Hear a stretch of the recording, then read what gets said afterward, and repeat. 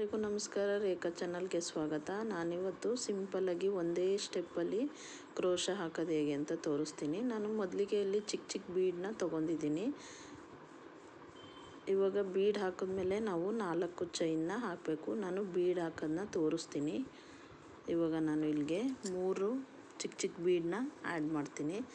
ಈ ಥರ 3 ಬೀಡನ್ನು ತಗೊಂಡು ದಾರ ಬೀಡ್ ಒಳಗಡೆ ತಗೊಂಡು ಲಾಕ್ ಮಾಡಿ ಆಮೇಲೆ ಬಟ್ಟೆಗೆ ಲಾಕ್ ಮಾಡಿದ್ರೆ ಆಯಿತು.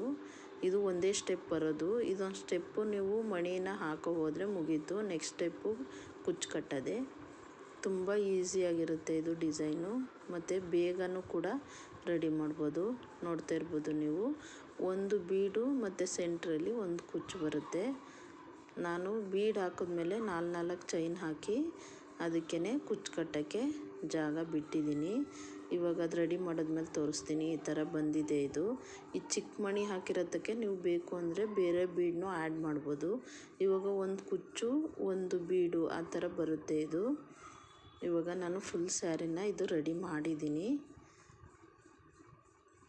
ಬೇಗ ಕೂಡ ಆಗುತ್ತೆ, ಅಷ್ಟೇ ಸಿಂಪಲ್ಲಾಗೂ ಇರುತ್ತೆ. ಒಂದು ಸಲ ಟ್ರೈ ಮಾಡಿ ನೋಡಿ. ಇವಾಗ ನಾನು ಇದು ಬೀಡ್ ಹಾಕಿದ್ಮೇಲೆ ಕುಚ್ಚು ಕಟ್ಟಿದ್ಮೇಲೆ ಯಾವ ಥರ ಕಾಣಿಸುತ್ತೆ ಅನ್ನೋದನ್ನೂ ತೋರಿಸ್ತೀನಿ ನಾನು.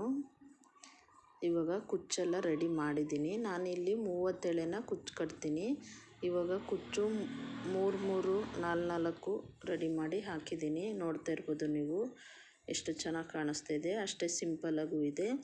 ಆ ಚಿಕ್ಕ ಮಣಿ ಇರೋದಕ್ಕೆ ಬೇಕು ಅಂದರೆ ನೀವು ದೊಡ್ಡದು ಮಣಿ ಕೂಡ ಸೇರಿಸ್ಕೋಬೋದು. ಇವಾಗ ಫೈನಲಿ ಈ ಥರ ಬಂದಿದೆ ಇದು.